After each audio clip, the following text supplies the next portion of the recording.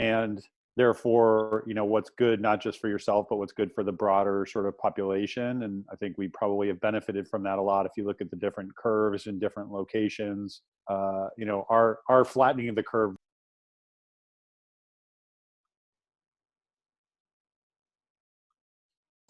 Um,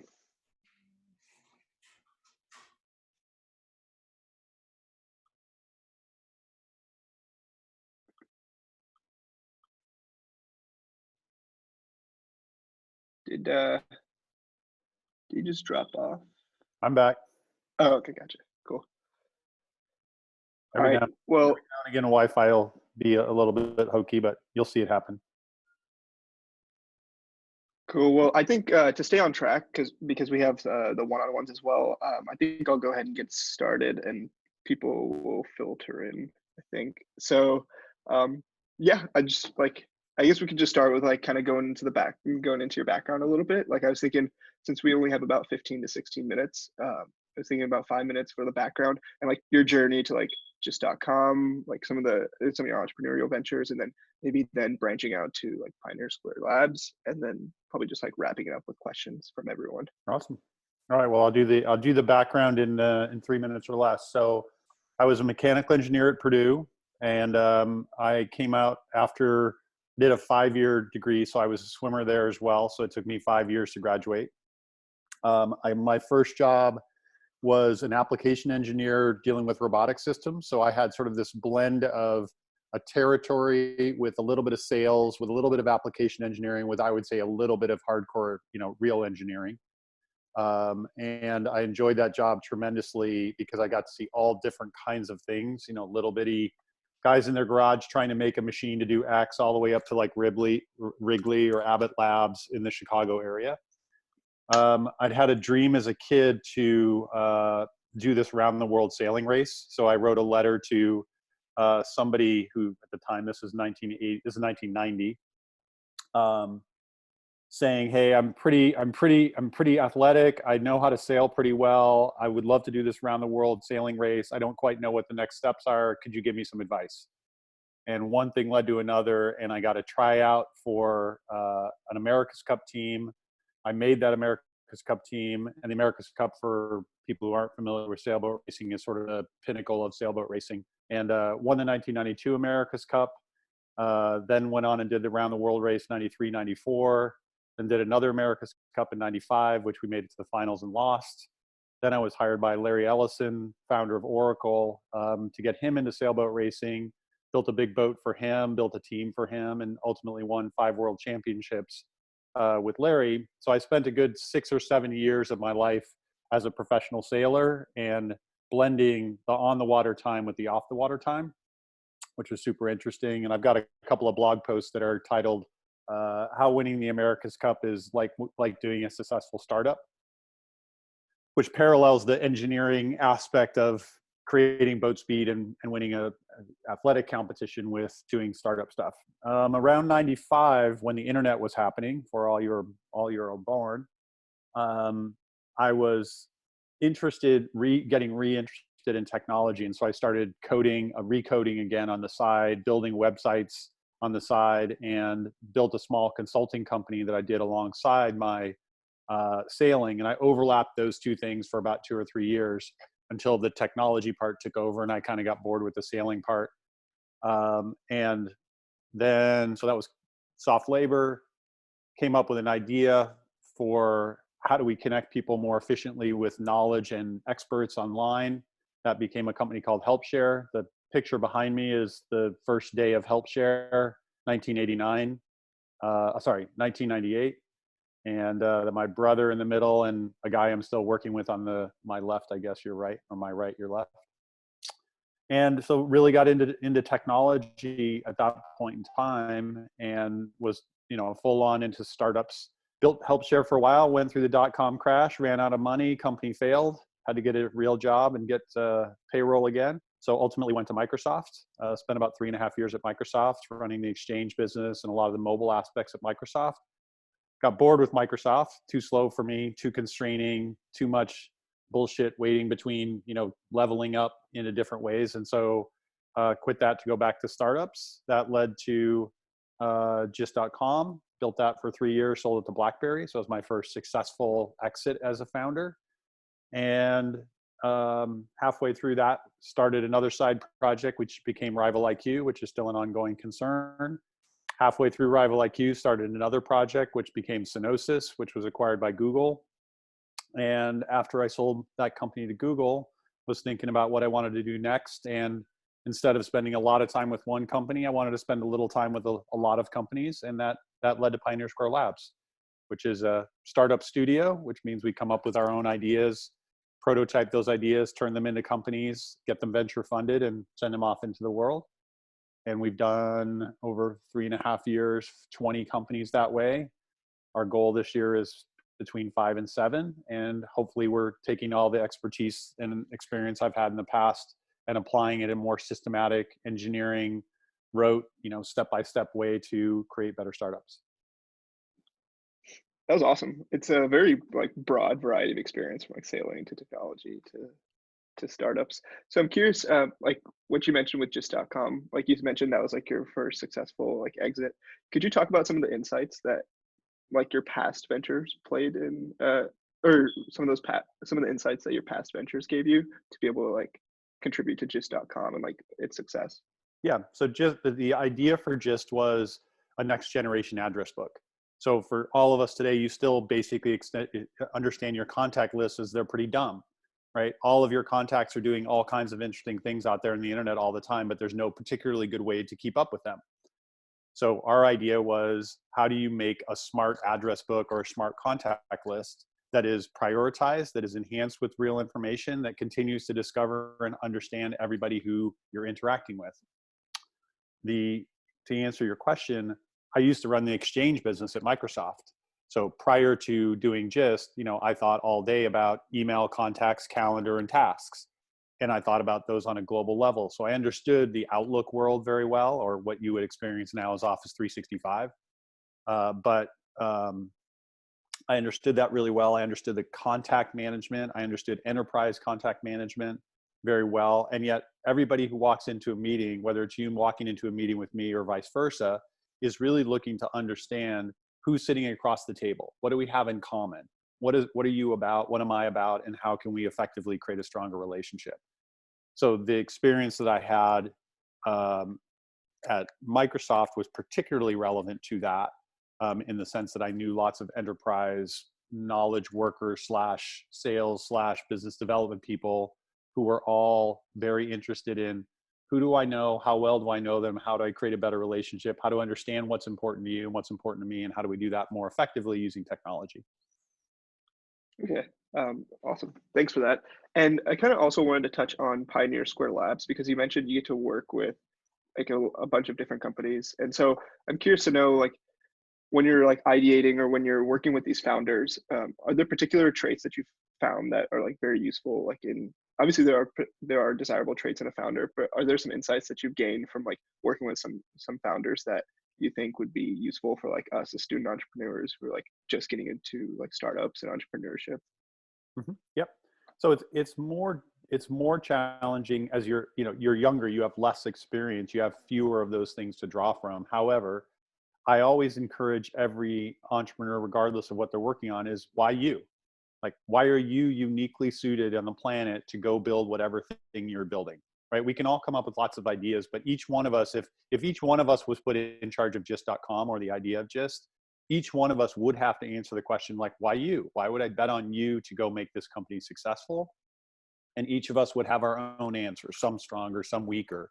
But oftentimes, if you can pair the idea with why you, that's one of those kind of characteristics. Oftentimes the why you comes from something in your background.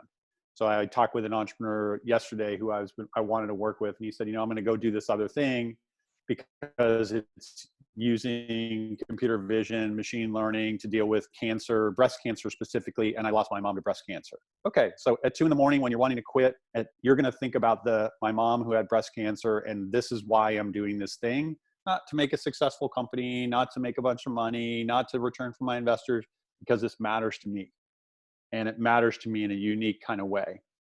So that would be a why me kind of component. The second would be trying to articulate some form of perseverance or grit. And, doing startups is really, really hard.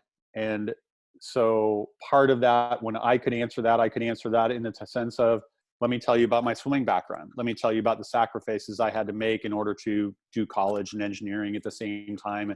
I could relay that to some of the experiences from around the world. I could relay that to some of the, what does it feel like when your company is going to shut down? How long did I stick with it?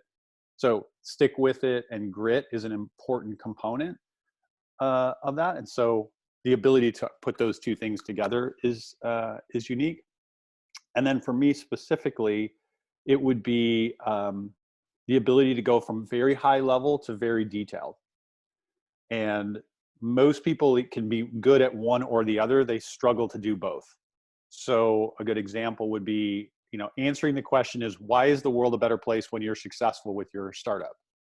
That's a very high level concept, as well as tell me about, month over month over month, like how you see customer growth going from here. And if you're going to go from 10 customers to 20 customers, like what specific strategies you're going to use to go from 10 customers to 20 customers, which channel is doing the best in that, how much is each one of those customers costing you? That'd be something that's very, very detailed.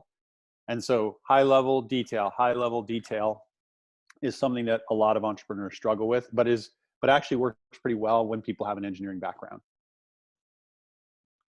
So just a quick question on like kind of like that high level and the low level details. Um, for especially like non-technical founders, like potentially who maybe don't have like that engineering background, but maybe still want to be able to like what you said, like balance those two. Is there like a particular like framework or like what you've seen with non-technical founders, like some insights there? Well, I'll answer it partly in the why me category. So if you're it doesn't matter what type of founder you are, non-technical, technical, marketing, sales, even people who are particularly good at managing people, you have to try and answer the question is like, why me? Like, why am I going to be amazing at this kind of company? And certain kinds of companies are adapted to certain kinds of things. So, if you have an engineering background or a go-to-market background, a sales background, the opportunity to say, that's why I'm going to be great at this particular part of the business. I will send you a framework that I use irrespective of the type of background, but it's really about thinking about the correlation of very big external events and then the correlated to very specific events in your business. Most people can't describe their company in the form of a Google Sheet / Excel spreadsheet. But I've found that people who can, like I could tell you the whole narrative of Gist through the view of a spreadsheet. Mostly because I would say, okay, well, we focus on these kinds of customers and they do these kinds of things and we're going to charge this much money and these are the kind of values I have and this is how I think the customer is going to grow. So being able to communicate the growth and style of the business through a spreadsheet, which is effectively a financial model, but not just a financial model. Because you can imagine a financial model with a set of features, with a set of people who are going to build said features, with a set of people who are going to sell to a certain audience over time. So a construct that lives inside of a Google Sheet / spreadsheet is a way in which you can tell lots of the story of the business, especially for people who are non-engineering or engineering or technically minded. But it's even important for people who are technically minded. Okay, great. Thank you for answering that. And yeah, if you could send that over, I could definitely distribute to like the participants in our accelerator. And so I wanted to talk about a bit more just the process of a startup studio, because we've talked about like accelerators and during our accelerator and some of the programs, but we haven't touched on startup studios too much. And so I would just like to like I guess educate all of us about startup studios. Yeah. So the biggest difference, so if you think of, accelerators like Techstars, Y Combinator, et cetera, almost all of those are generally dealing with somebody who already has an idea and almost always a multi-founder team.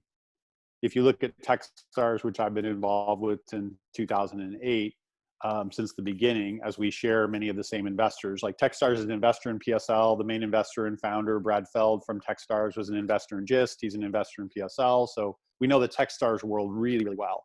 Techstars almost never will take a single founder. They believe so strongly in multi-founder teams that they're almost will cut out single founder at the beginning. So one one thing is like accelerators are really about ideas which are already going that already usually have a small team that are looking to accelerate into the market. Studios, or you could think of them as incubators, are much more about coming up with a brand new idea that doesn't exist yet and validating that idea and building the team around the idea. In our case at PSL, we have about half of our companies are done exactly as I described. There are ideas. We come up with them, we validate them, we prototype them, and we find a CEO to lead them. And about half are single founders that usually have very deep domain expertise but don't know how to do a software-based startup. Comes from timber or lumber or hospitality or something like that. Is like, I have a big insight. I know a domain very well, but I don't know how to take this insight in the domain into a software company. So we have about 50-50 of those. What they share is they are single founder. They are always started by just a CEO. And then we build a team around that particular person as opposed to the team being already sort of formed. And then we have a much more regimented and longer engagement. So most startups, most accelerators are 3 months-ish. And in a PSL arrangement, it's usually more like a 9 to 12 kind of months. And we remain active in the company forever. So we end up being a board member. We own a lot of the company. So we end up having a much larger incentive to do that.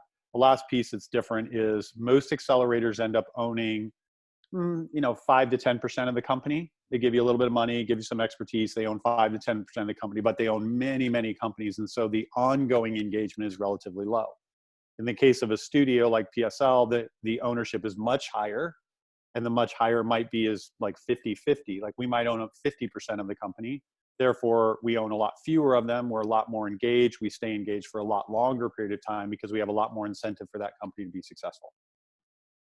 Oh, I see. So it's a bit more like a hands-on process, like emphasis on like developmental almost. Yeah, it's particularly good. It's particularly good for somebody who's a first-time founder, though about 20% of our CEOs are multi-time founders. So they're people more like me who said, you know what, I totally know how to do this, but I want to get to market really quickly, and I want to get to market in a way that's much more holistic. And I could go do it on my own, but I recognize that it's almost a binary outcome. It's either I'm going to be successful and everyone's going to do really well, or I'm not going to be successful. So what are the things I can do to increase my likelihood of success and do it more rapidly and give up some level of equity?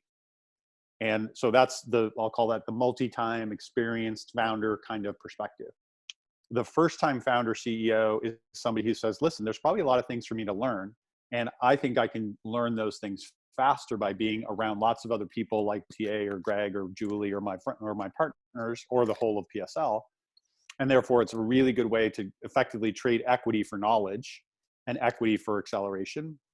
And then the other, 50% would be those kind of people who say, like, I just don't quite know how to do it. This is kind of the domain expert sort of persona.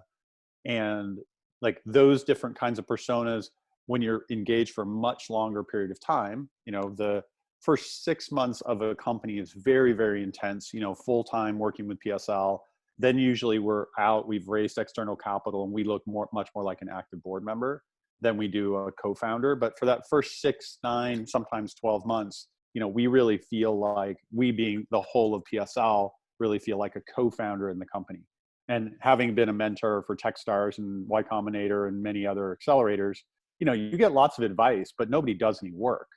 Like if you were in Techstars, of which I did a bunch of mentoring yesterday, I'd give you lots of advice, but I'm not going to go help you find your first 5 customers. Like I'm not going to help you build your product. I'm not going to be the product manager. I'm not going to go help you raise the money per se, because I don't have enough incentive and I don't have enough time for that incentive. Okay, thank you. Thank you for talking about that a little bit. And I also, one, I just wanted to open it up to any questions that anyone has.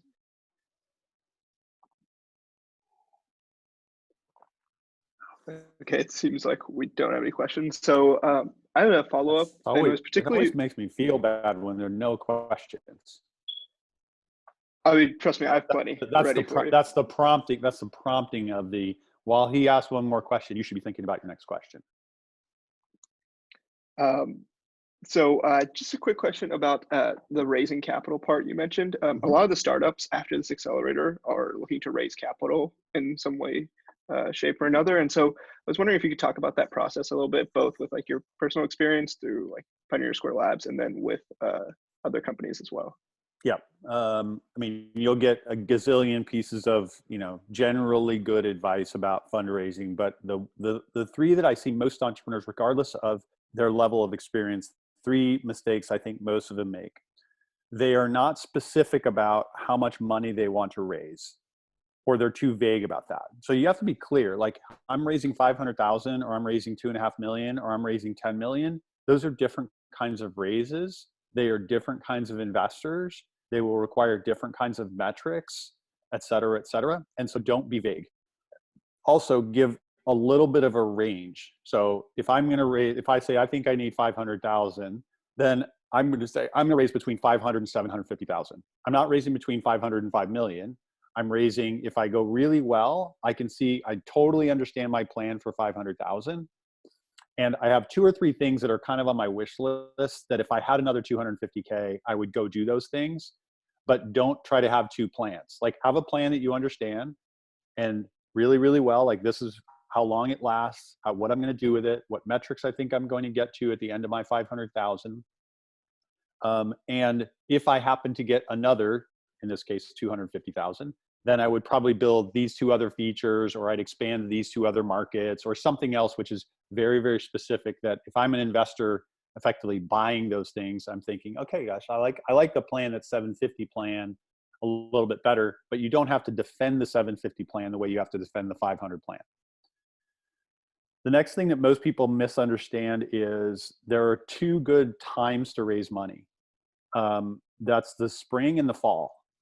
Why? Because investors in the summer like traveling around in Europe with their kids and they're distracted. And then as soon as Thanksgiving comes around, they're distracted until the middle of January. So time when are you going to raise money to when investors are ready to give you money. So I encourage all founders to think about, my best times to raise money are like start on September 1, or when kids go back to school in the US, or start on February 1, January 15th, February 1, something like that. Because that's when the investors are back and that's when they're paying attention to it. And the larger your check, like if you're raising, 50,000, you can do that from a couple of investors. That's fine, right? You get a little bit more random. If you're raising 500,000, you need to think more specifically about that round. If you're raising 5 million or 50 million, there will be different levels of people. The larger the check size, the more different people have to agree on it. Therefore, the longer it will take if you try to raise money in the winter or in the summer. The last thing is to really be thoughtful about how long it's going to take you to raise money and how much of a distraction it's going to be from the business. So usually when a CEO is raising money, they are spending somewhere between 50 and 75% of their time raising money. That means that if it's a very small team and the CEO is in charge of getting customers or doing something else, they're not going to be doing that something else because they're spending time raising money. So being very, very thoughtful about how do you architect the business to be on a roll so that when you stop doing the business and you start going to raise money, that the business doesn't fall over sideways. And you have to split the difference between where's the business going like this and where's the business going to flatten out because I haven't been paying attention to running the business for the last 1, 2, 3 months. And then last is to be very thoughtful about how long that fundraising process is going to take. Most people say, oh, I'm going to start in January and I'm going to put money in the bank in February. You're like, probably not. I mean, we have a very strict process by which we think week over week over week over week over week. Where am I in the fundraising process? How am I learning the fundraising process? How do I drive to a term sheet? How long does a term sheet take to get negotiated? Once the term sheet's negotiated, how long until we close? And then how much we actually get money? It actually takes a much longer period of time than most people anticipate. And therefore they get halfway through it and they're frustrated, as opposed to that's just the normal way the process works. Or they get halfway through it and they're like, oh shit, now I'm going to run out of money. And you're like, oh, now you're going to run out of money. Now a predatory investor is going to give you really bad terms because they know you're about to run out of money.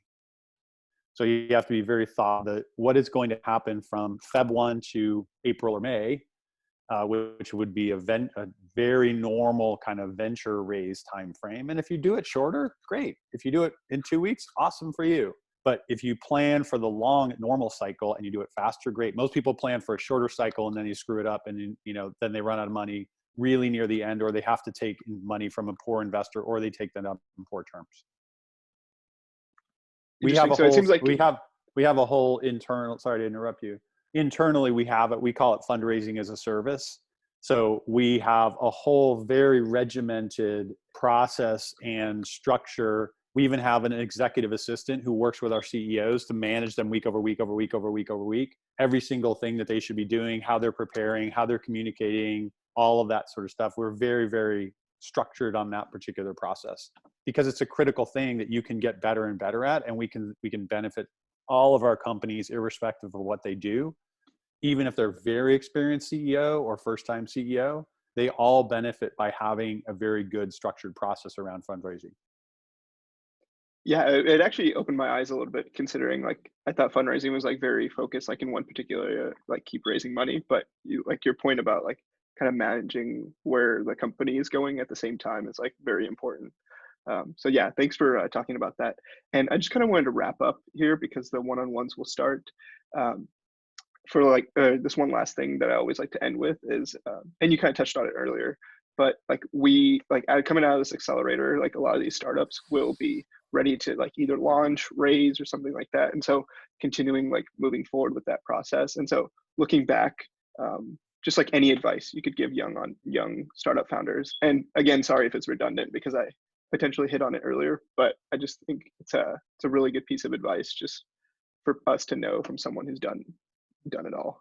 Focus much more on very specific early adopter customers. Focus much more on what I would call a bottoms up revenue plan, not a tops down. I mean, a lot of decks you'll look at and be like, the market size for blah, blah, blah is this big. And in many cases, you're building things that the market doesn't really exist. And if you choose, or your competitors choose, to charge 3 times as much, the market size is 3 times as much, as opposed to, so pricing matters a lot on market size. Too many people are like, the market size for babysitting is blah, blah, blah, and therefore I'm building a babysitting service. As opposed to, these are the 6 of my early adopter customers who are willing to pay me $18 a month for my babysitting service. And I believe that here's how I'm going to go from 18 of those to 36 of those to 360 of those. And based on my definition of the ideal customer profile of these kinds of people who need babysitting, I believe that I can build a business that's about this big, based on 500,000, about this big if I raise 5 million, about this big over here. So that's what I would call a bottoms up approach toward how does the business work and how big can the business be. And too many entrepreneurs focus on the how big is the market size because some bullshit Gartner thing said that that's what it is. And the second is to be very, very specific about early customer wins, and not generic ones, like the real one. Like, why did this customer buy from you? Why did they like it? Why did they tell someone else about it? What specific value did they like about this thing? And I would use customer quotes. I would use customer personas. I would really try to understand and articulate about specific customers, not generic customers like, hey, we sell to mid-market industrial companies that look like blah.